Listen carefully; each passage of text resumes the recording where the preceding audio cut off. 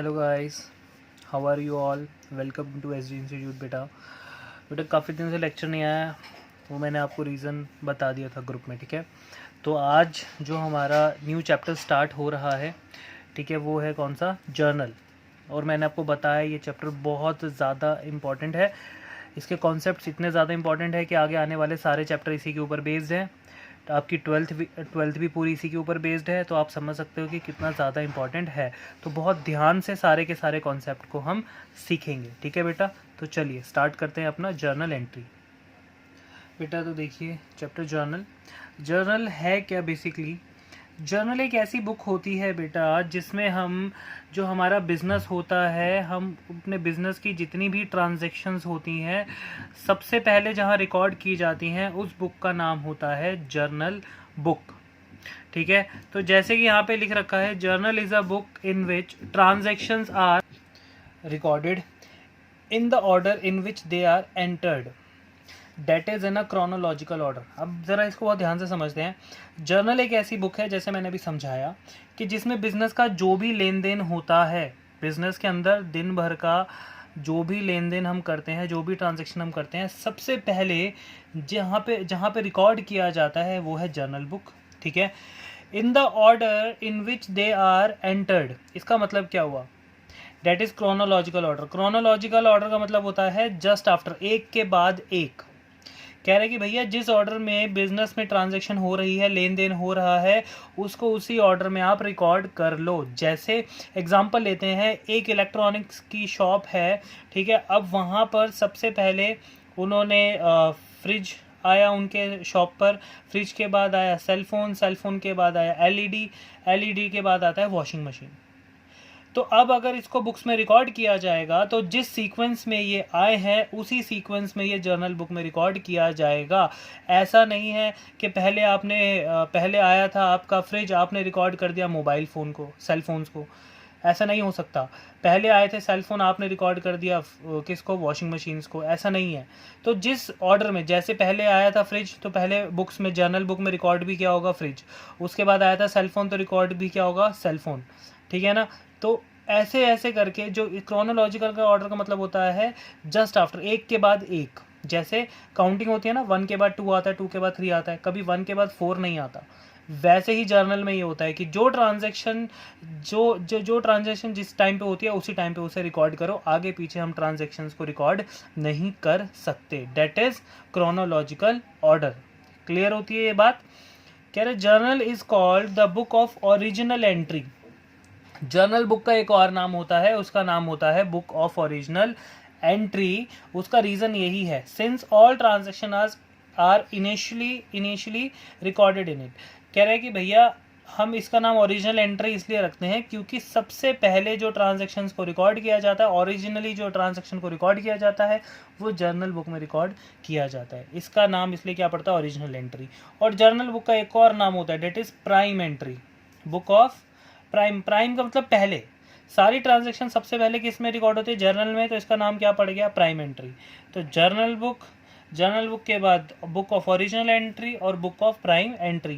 Clear है बेटे ये नाम? अब जर्नल के अंदर कुछ टर्म्स यूज होती हैं, टर्म यूज फॉर जर्नल, लेकिन इसको समझने से पहले जर्नल के फॉर्मेट को समझ लेते हैं, ठीक है बेटा। तो बेटा ये देखो, ये जर्नल का फॉर्मेट है, ठीक है। तो फॉर्मेट के अंदर सबसे ऊपर आप लिखेंगे जर्नल, उसके बाद एक कॉलम बनेगा जिसके अंदर आएगा डेट, फिर एक कॉलम बनेगा जिसके अंदर हम लिखेंगे पर्टिकुलर्स, फिर एक कॉलम बनता है एलएफ की फुल फॉर्म होती है लेजर फोलियो। ये लेजर फोलियो क्यों इसका नाम पड़ा, इसका यूज़ क्या होता है, ये मैं जब ये चैप्टर ख़त्म हो जाएगा और इसके बाद लेजर जो चैप्टर हमारा शुरू होगा तब मैं आपको ये समझाऊंगा। टिल देन पहली बात तो हमेशा याद रखना, इसका कभी भी हम यूज़ नहीं करते, बस इस कॉलम को बनाते हैं, इसके अंदर कुछ भी फिलअप नहीं किया जाता।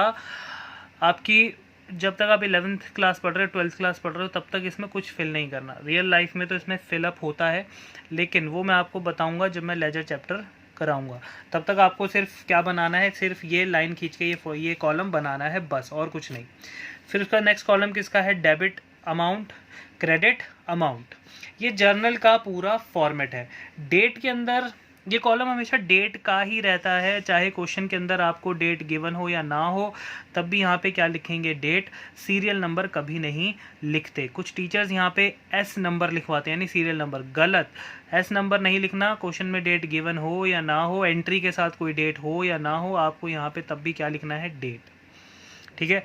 अब ये इसमें लिखने का तरीका कैसे होता है, मैंने अभी आपको चैप्टर नंबर ये account rules of debit and credit में सब कुछ बताया कि डेबिट और क्रेडिट लिखते कैसे हैं, है ना। तो पहली ही एंट्री अगर मैं उसकी लूँ तो उसकी पहली एंट्री थी cash account debit to capital account, है ना। अब मैं यहाँ पर उस एंट्री को लिखना कैसे है वो मैं आपको समझा रहा हूँ, बहुत ध्यान से देखना। जर्नल एंट्री हम करने जा रहे हैं, सीखी हमने कौन से चैप्टर में है, रूल्स ऑफ डेबिट क्रेडिट में, अप्लाई हम उसको यहाँ पर करेंगे। जिसको rules of debit and credit clear नहीं हुए हैं भैया, वो जाके उस लेक्चर को सुनो, उसके बाद भी क्लियर नहीं हुए हैं तो मुझसे डाउट ले लो। तो मान लेते हैं आपको एक एंट्री के अंदर, ये मैं मान रहा हूँ, ठीक है, कि 2020 ईयर के साथ डेट गिवन है अप्रैल 1, ये मैंने मान लिया, ठीक है। तो अप्रैल 1 को बिजनेस स्टार्ट किया कैश के साथ, बिजनेस स्टार्ट किया कैश के साथ। तो कैश हमारा बढ़ा, और कैश जब भी बढ़ता है एसेट बढ़ती है, और एसेट बढ़ती है तो रूल क्या कहता है, हमेशा क्या होनी चाहिए, डेबिट। तो इसलिए हम कैश अकाउंट को कर रहे हैं डेबिट। और हमने क्या ओपन किया है, बिजनेस, पैसों के साथ। तो बिजनेस की इंटरनल लायबिलिटी बढ़ गई, जिसको हम कहते हैं कैपिटल अकाउंट, ठीक है, क्रेडिट। अब मैंने आपको समझाया था गैप देके, ये जो मैं गैप देके हमेशा डेबिट लिखवाता था, उसका रीज़न यही था कि हम पर्टिकुलर्स में हमने डेबिट और क्रेडिट को शो करना होता है। तो यहाँ पे सबसे ऊपर डेबिट एंट्री आती है, उसके बाद क्रेडिट एंट्री आती है, ये तो पता ही है आपको, मैं बता चुका हूँ। तो कैश अकाउंट एकदम कॉर्नर में लिखना। कुछ बच्चे यहाँ लिखते हैं डेबिट, गलत, यहीं कॉर्नर में आना चाहिए आपका डेबिट, बिल्कुल। और कुछ बच्चे 2 यहाँ पर लिखते हैं, यहाँ मैंने बोला था ना ऐसे नहीं लिखना, गलत। आपको हमेशा यहाँ पे गैप छोड़ना है, और या तो अकाउंट के नीचे से या फिर थोड़ा सा गैप छोड़ दें, यहाँ पे कैश के नीचे से शुरू कर सकते हो, लेकिन 2 में गैप आना चाहिए, याद रखना, ठीक है। तो cash account debit to capital account. अब मान लो हमने अपना बिजनेस स्टार्ट किया 1 लाख रुपए में, तो कैश अकाउंट डेबिट, तो डेबिट का जो अमाउंट होता है वो डेबिट के सामने आता है और डेबिट के ही कॉलम में आता है। तो यहाँ पर आप लिखोगे 1 लाख रुपए डेबिट में। तो कैपिटल में भी कितने आएंगे, 1 लाख रुपए। तो यहाँ पे कैपिटल क्या होती है, क्रेडिट। तो क्रेडिट के कॉलम में, क्रेडिट के सामने 1 लाख रुपए। कुछ बच्चे जब नए नए होते हैं अभी 11th क्लास में, तो वो क्या गलतियां करते हैं, वो डेबिट के अमाउंट भी डेबिट कॉलम में लिख देते हैं और क्रेडिट का अमाउंट भी डेबिट के कॉलम में लिख देते हैं, गलत। डेबिट का अमाउंट डेबिट के कॉलम में लिखो, क्रेडिट का अमाउंट क्रेडिट के कॉलम में लिखो, ठीक है। और आपको मैंने बताया था कि जब हम rules of debit and credit पढ़ रहे थे तो मैंने कहा था कि जितनी भी ट्रांजैक्शंस होती हैं उनके डबल एस्पेक्ट्स होते हैं। एक होता है डेबिट, दूसरा होता है क्रेडिट। तो डबल इफेक्ट होता है, हर एक ट्रांजैक्शन के कितने इफेक्ट होंगे, डबल, एक डेबिट और एक क्रेडिट, उसके अलावा कोई तीसरा इफेक्ट नहीं होगा, ठीक है। तो एक बार हो गया डेबिट और एक बार हो गया क्रेडिट, और हमेशा डेबिट और क्रेडिट हमेशा इक्वल ही होंगे। ऐसा कभी नहीं हो सकता कि डेबिट आपका यहाँ पे 2 लाख से है और क्रेडिट यहाँ पे 1 लाख से, ऐसा कभी लाइफ में पॉसिबल नहीं है। अगर ऐसा करते हो तो क्वेश्चन हो जाता है गलत। सर ऐसा होता ही क्यों है, इक्वल क्यों? क्योंकि हमने जो 5 अकाउंट्स पढ़े थे, कौन कौन से 5 अकाउंट्स पढ़े हैं मॉडर्न अप्रोच के अंदर, assets, expenses, liability, capital and revenue. उसके बेसिस पे अगर हम चलें तो कैश, हमने बिजनेस स्टार्ट किया था कैपिटल के साथ, 1 लाख रुपए पैसा लगाया हमने बिजनेस में, तो एसेट तो बढ़ी। रूल क्या कहता है कि हमारी एसेट जो है वो क्या हो गई है, इंक्रीज। एसेट इंक्रीज होती है, रूल कहता है वो डेबिट होगा, ठीक है। 1 लाख रुपए की एसेट बढ़ गई। अब 1 लाख रुपए की अगर एसेट बढ़ी है तो ये पैसा आया कहाँ से, ऑनर ने लगाया बिजनेस में, यानी कैपिटल। तो कैपिटल का रूल क्या कहता है, कैपिटल जब भी इंक्रीज होती है वो क्या होती है, हमेशा क्रेडिट। तो कितने से कैपिटल बढ़ी है, 1 लाख से। ऑनर ने लगाया 1 लाख है, 2 लाख थोड़ा ना लगाए उसने, है ना। तो 1 लाख रुपया इंटरनल लायबिलिटी, ऑनर जब भी बिजनेस को पैसा देता है उसे कैपिटल बोलते हैं, और कैपिटल हमारी बिजनेस, हमारी मतलब बिजनेस के लिए क्या होती है, इंटरनल लायबिलिटी। कैपिटल बढ़ी क्रेडिट, एसेट बढ़ा डेबिट, रूल के अकॉर्डिंग ही चल रहे हैं, रूल से बाहर हम नहीं गए और रूल से बाहर आप लोग भी नहीं जाएंगे, ये हमेशा याद रखना, ठीक है। अब ये तो मैंने कर दी जर्नल एंट्री, ठीक है। अब एक छोटी सी नरेशन लिखेंगे। नरेशन क्या होता है सर? ये नरेशन देखो, बीइंग, आपको अकाउंटिंग इक्वेशन थोड़ी सी याद दिलाता हूं मैं। अकाउंटिंग इक्वेशन के फॉर्मेट में एक कॉलम बनता था ट्रांजैक्शंस का। उस ट्रांजैक्शन के अंदर हम क्या करते थे, जो भी ट्रांजैक्शन हम वहाँ पे एडलेस करते थे जिस अमाउंट को, उसके बारे में थोड़ा सा एक्सप्लेन करते थे कि भैया अगर हम 1 लाख रुपए ऐड कर रहे हैं तो वो क्या है, बिजनेस स्टार्ट किया है 1 लाख रुपए में, है ना। फर्नीचर खरीद रहे हैं तो हम लिखते थे फर्नीचर ब्रॉट इन कैश, है ना। Goods purchase from this, goods sold to this, ये ट्रांजैक्शन में लिखते थे, है ना। वैसे ही एक छोटी सी ट्रांजैक्शन यहाँ पे जर्नल में भी लिखनी होती है हमें, ठीक है। उसको बोलते हैं नरेशन। तो वो बीइंग से शुरू होती है, हमेशा बीइंग लगाना कंपलसरी होता है। बीइंग, यहाँ पे क्या हो रहा है, हमने बिजनेस स्टार्ट किया है 1 लाख रुपए के साथ, तो यहाँ पे आप अपनी लैंग्वेज में लिख सकते हो being business started with cash, खत्म। नरेशन लिख दी, 1 लाख रुपए क्या है, हमने बिजनेस स्टार्ट किया है कैश के साथ। और जैसे ही आप नरेशन लिख लो, जस्ट उसके बाद देखो, मैं तमीज से बोल रहा हूँ कि अकाउंट्स हमेशा हम तमीज से ही बनाते हैं, तो उसके नीचे ये जो पर्टिकुलर्स है ना, पर्टिकुलर्स के नीचे सिर्फ एक लाइन आएगी, बस। सिर्फ किसके नीचे लाइन खींचनी है आपको, सिर्फ पर्टिकुलर्स के नीचे। कुछ बच्चे कहाँ तक पहुँच जाते हैं, कुछ बच्चे ये आर पार ही कर देते हैं। इतना समझदारी नहीं चाहिए हमें, हमें सिर्फ थोड़ी सी बेवकूफ़ी दिखानी है, पर्टिकुलर्स के नीचे लाइन खींचना है बस, ठीक है। तो ये जो आपने किया है, इस तरीके से ये जर्नल का फॉर्मेट है, इस तरीके से इसके अंदर एंट्री की जाती है, ठीक है बेटा। तो ये हमने सीखा जर्नल का फॉर्मेट, ठीक है। तो ये थी। अब इसी के बारे में थोड़ा आगे हम थ्योरी में पढ़ते हैं। देखो थ्योरी में क्या बोल रहा है, तो बेटा देखो, टर्म्स यूज्ड फॉर जर्नल, कह रहे book of original entry. Book of original entry किसको बोलते हैं, जर्नल को।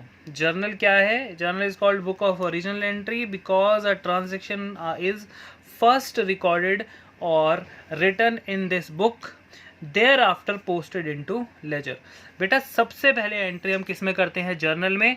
जब जर्नल के अंदर एंट्री हो जाती है, तो एंट्री होने के बाद उस एंट्री को जर्नल एंट्री में रिकॉर्ड करने, जर्नल बुक में रिकॉर्ड करने के बाद हम उसको क्लासीफाई करते हैं, मतलब अलग अलग अकाउंट्स में बांटते हैं, तो उसको बोलते हैं लेजर। ये मैंने आपको स्टार्टिंग में ही बताया था। पहले जर्नल में एंट्री रिकॉर्ड होती है, रिकॉर्ड होने के बाद हम उनको क्लासीफाई करते हैं। क्लासीफाई मतलब अलग अलग अकाउंट बनाते हैं, राम का अकाउंट अलग, श्याम का अकाउंट अलग, सैलरी का अलग, सबका अलग। तो सबका अकाउंट जो अलग होगा उसको हम क्या बोलते हैं, लेजर। तो जर्नल के बाद सारी की सारी ट्रांजैक्शंस कहाँ जाती है, लेजर में पोस्ट हो जाती हैं। याद रखना, जर्नल में एंट्री रिकॉर्ड होती है और जर्नल के बाद जब हम लेजर में डालते हैं तो उसे रिकॉर्डिंग नहीं कहते, उसको बोलते हैं पोस्टेड, ठीक है। लेजर में एंट्री क्या होती है, पोस्ट होती है। चलिए उसके नीचे क्या लिखा उसने, जर्नल एंट्री किसको बोलते हैं, कह रहे an entry recorded in the journal is called journal entry. कह रहे जो एंट्री जर्नल के अंदर रिकॉर्ड की जाती है उसको जर्नल एंट्री बोलते हैं। जैसे ये देखिए आपने अभी किया, ये है आपका जर्नल, ये जर्नल है, उसके अंदर आप ये एंट्री को रिकॉर्ड कर रहे हो, इसको क्या बोलते हैं, जर्नल एंट्री, ठीक है। अब आगे बढ़ते हैं। कह रहे जर्नलाइजिंग किसको बोलते हैं, कह रहे the process of recording a transaction in a journal is known as journalising. कह रहे एक प्रोसेस को जब हम फॉलो करते हैं और उस प्रोसेस को फॉलो करके किसी ट्रांजैक्शन को हम जर्नल में हम रिकॉर्ड करते हैं तो जर्नलाइजिंग बोलते हैं। प्रोसेस क्या होता है, ये देखो प्रोसेस ये रहा, डेट के कॉलम में डेट, डेबिट को हमने ऊपर लिखा है, उसके नीचे क्रेडिट को लिखा है 2 से, डेबिट के कॉलम में डेबिट का अमाउंट, क्रेडिट के कॉलम में क्रेडिट का अमाउंट, और साथ में क्या लिखा है हमने, नरेशन। तो ये होता है जर्नलाइजिंग, एक ट्रांजैक्शन को रिकॉर्ड करने का प्रोसेस। ऐसा नहीं है कि आप किसी भी एंट्री में कुछ भी रिकॉर्ड कर सकते हो। यहाँ पे डेबिट है तो अगली एंट्री में भी डेबिट ऊपर ही रहेगा, आप ऐसा नहीं करोगे कि क्रेडिट ऊपर ले आए।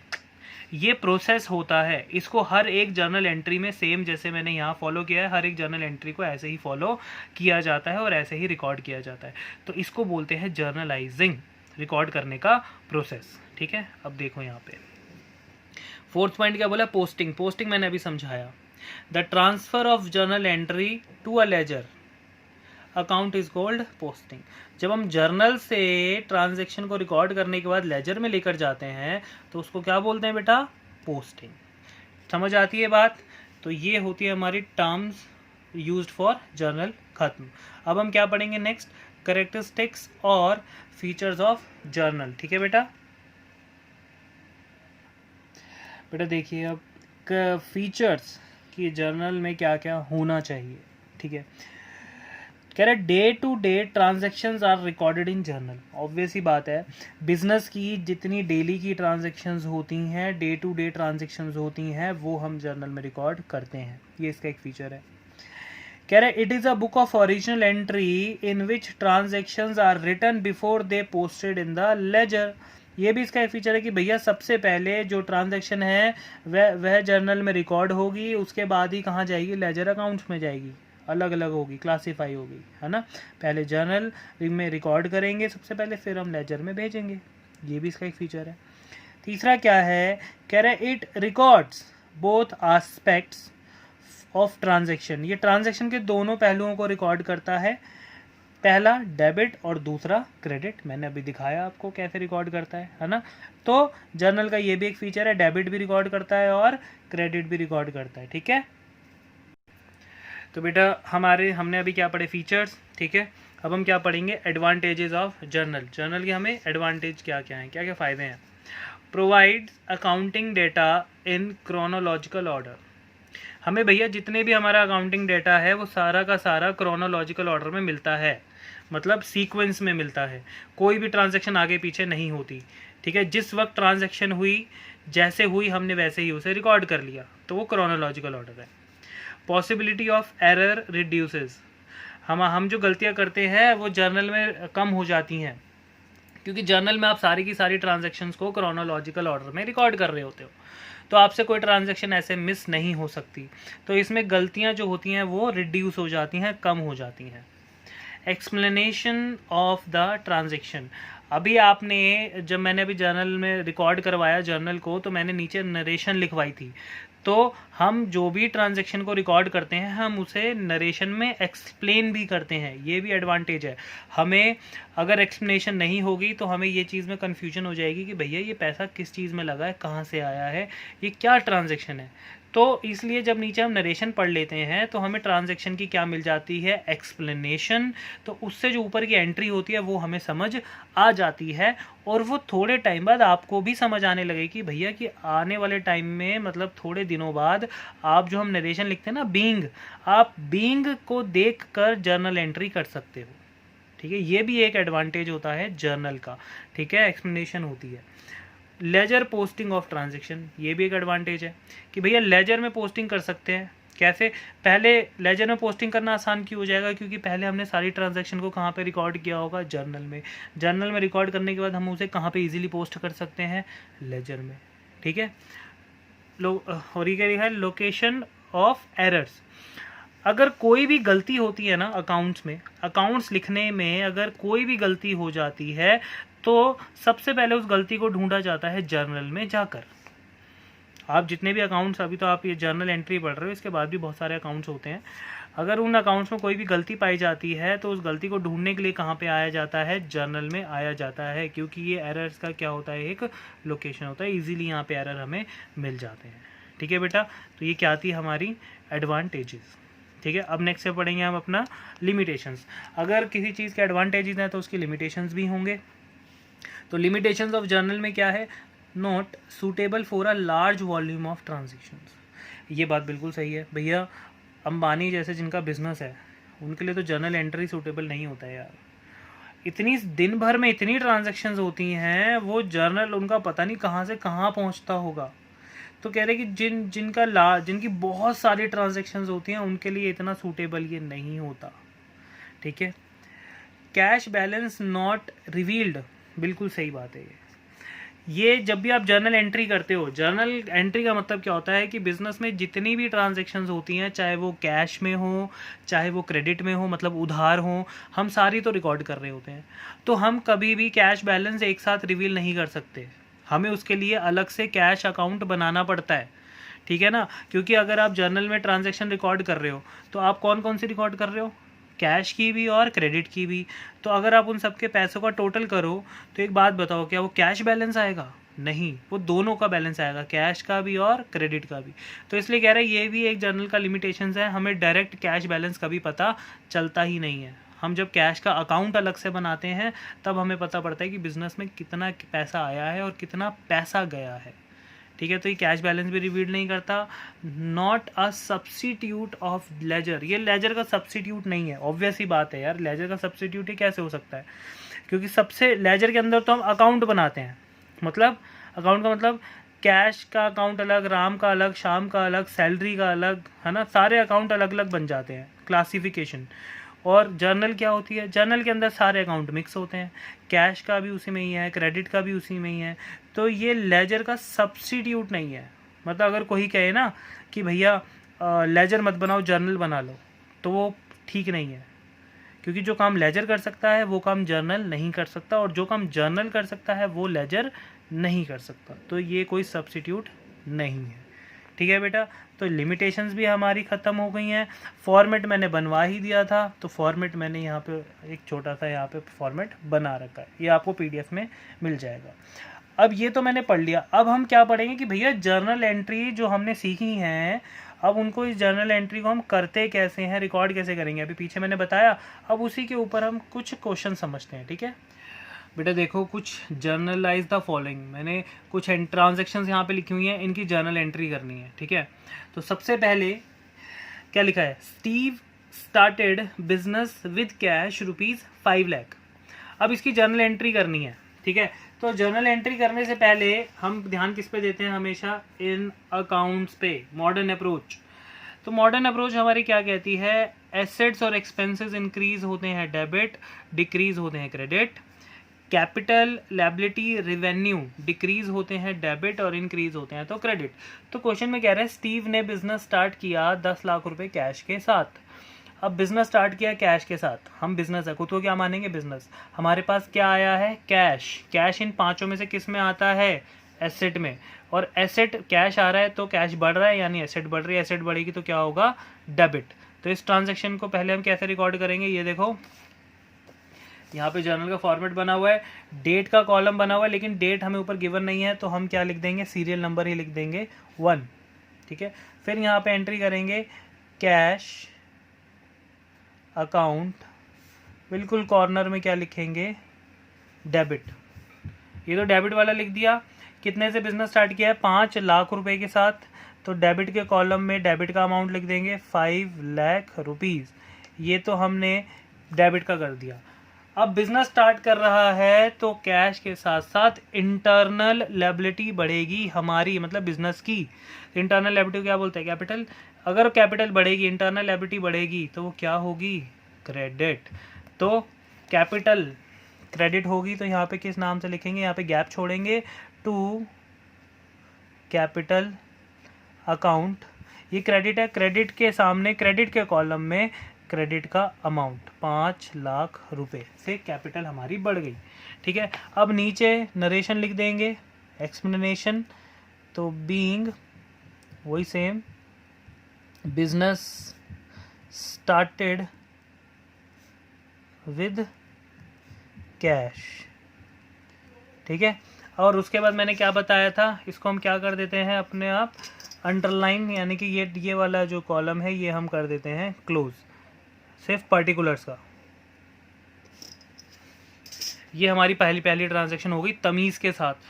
कोई भी गलती नहीं होनी चाहिए फॉर्मेट में या फिर लिखने के, ट्रांजैक्शन को लिखने के तरीके में। ये प्रोसेस है, आप इसमें कोई गलती करोगे तो सीधा सीधा आपका 1 मार्क्स कट जाएगा। ठीक है, तो कोई भी गलती मत करना। अब नेक्स्ट पढ़ना। नेक्स्ट कह रहा है परचेज गुड्स फॉर ₹50,000। गुड्स खरीदने गए हैं 50,000 रुपये का। तो यहाँ पर अगर मैं इन 5 अकाउंट्स के अकॉर्डिंग बात करूँ, भैया गुड्स इन पांचों में किस में आता है, बताओ। परचेजेस हमारे लिए क्या है, गुड्स खरीदना एक एक्सपेंस है, मैंने समझाया था बहुत अच्छे से। जब हम गुड्स को खरीदते हैं तो बस खरीदते वक्त ही वो हमारे लिए क्या होता है, एक खर्चा। खरीदते वक्त जब हम पैसे दे रहे होते हैं और गुड्स ले रहे होते हैं, बस वो जो इवेंट है उस इवेंट के लिए गुड्स को खरीदते वक्त हम उसको एक एक्सपेंस मानते हैं कि भाई हम खर्चा कर रहे हैं। तो हमने खरीदा गुड्स, तो हमारे लिए वो एक्सपेंस है, एक्सपेंस बढ़ता है तो डेबिट। और ख़रीद किस में रहे हैं? पैसों में।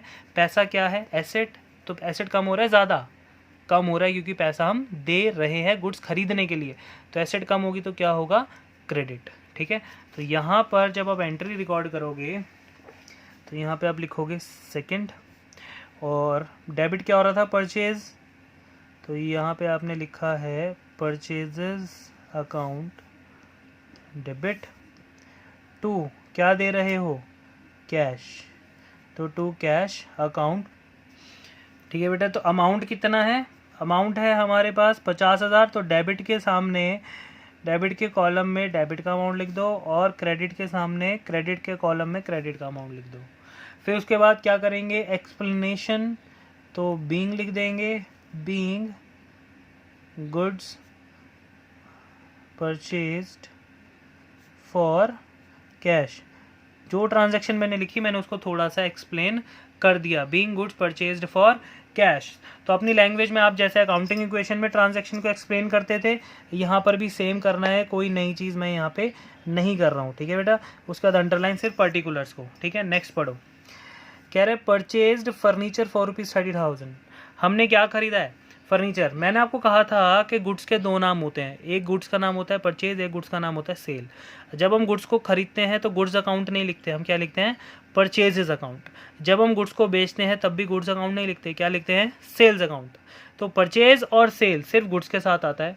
उसके अलावा आप कुछ भी खरीदो, कुछ भी बेचो, उस आइटम का नाम आएगा। जैसे यहाँ पे हम खरीद रहे हैं फर्नीचर, अब परचेजेस का नाम नहीं आएगा, अब क्या नाम आएगा? फर्नीचर, क्योंकि फर्नीचर हमारा गुड्स नहीं है, वो एक एसेट है।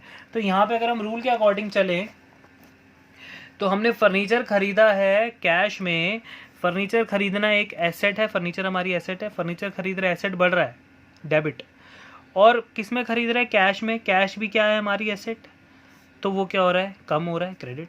तो एक एसेट आने से दूसरी एसेट जा रही है, फर्नीचर आने से पैसा जा रहा है, कैश जा रहा है, तो फर्नीचर बढ़ गया और कैश कम हो गया। तो यहाँ पे अगर हम एंट्री करेंगे तो यहाँ पे क्या एंट्री करेंगे? ये देखो थर्ड पॉइंट, तो यहाँ पे अब परचेज की जगह क्या लिखना है? फर्नीचर, क्योंकि फर्नीचर हमारी एसेट है, गुड्स नहीं है। तो furniture account debit to cash account. कितने में खरीद रहे हैं? 30,000 रुपये में, तो 30,000 एंड 30,000 रुपीज़।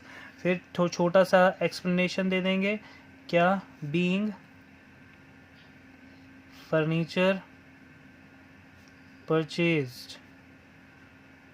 ठीक है बेटा, बीइंग फर्नीचर परचेज्ड हमारी थर्ड ट्रांजैक्शन भी हो गई। फिर सेम क्या करना है? उसके नीचे अंडरलाइन। अच्छा एक बात और, हम टीचर हैं, हम यहाँ पे कोई भी पेन यूज़ कर लेते हैं, कभी ब्लैक, कभी ब्लू, कभी रेड। आपको सिर्फ ब्लू पेन यूज़ करना होता है, और ये जो आप फॉर्मेट बनाते हो ना, ये जो लाइनें खींची हुई है मैंने, ये आप पेंसिल से बनाते हो। बाकी पूरा का पूरा अंदर जो करते हो वो ब्लू पेन से करते हो। जो आपके राइटिंग वर्क होगा वो ब्लू पेन से होगा, और ये जो आप फॉर्मेट्स बनाओगे ये आप पेंसिल से बनाओगे। ठीक है, तो यहाँ पे आप फोर्थ पॉइंट देखो। और कोई भी बच्चा 11th वालों ध्यान से सुनो, अकाउंट्स बनाने में कोई गलती मत करना, क्योंकि मुझे सबसे ज़्यादा खुंदक आती है जो आप चैप्टर पढ़ रहे हो और बच्चे उसी का फॉर्मेट नहीं समझ पाते हैं। कोई बच्चा यहाँ पे सीरियल नंबर लिख रहा होता है, कोई बच्चा यहाँ पे डेट लिख देता है एलएफ की जगह, पता नहीं कहाँ पे दिमाग होता है उनका। तो ये चीज़ें आपको आनी चाहिए, इसमें कोई गलती मत करना कभी भी। ठीक है, fourth point, sold goods for ₹70,000।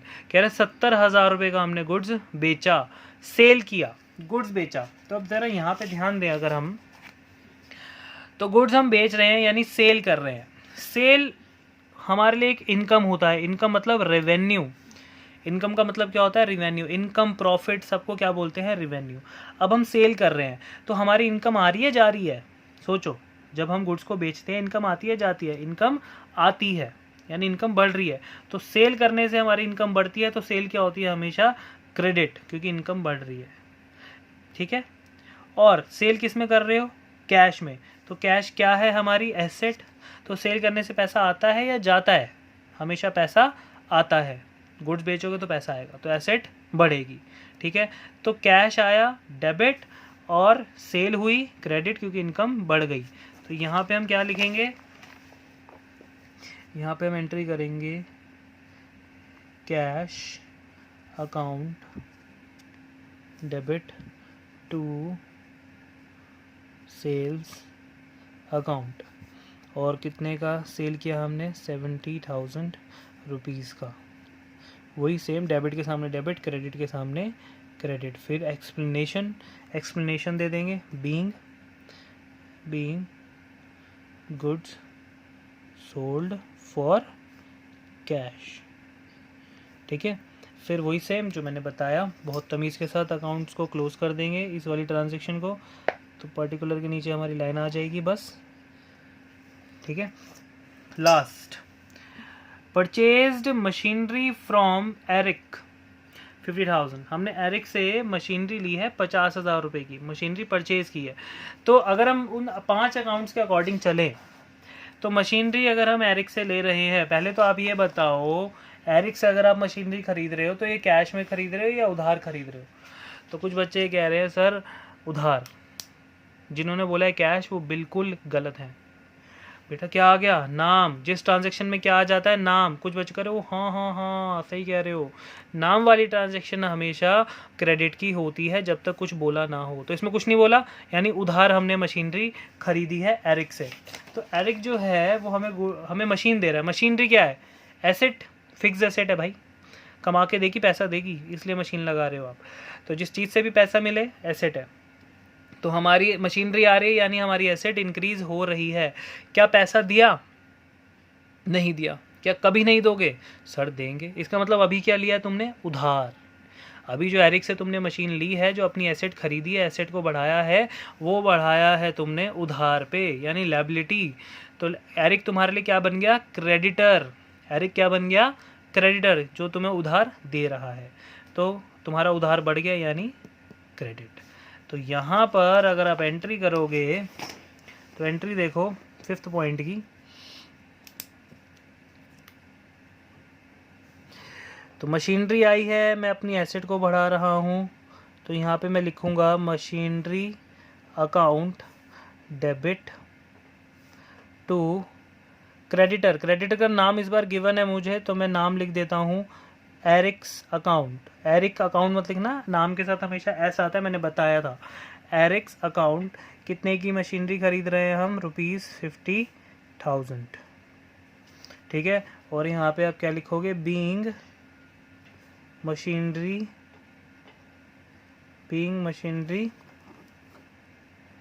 Purchased from Eric.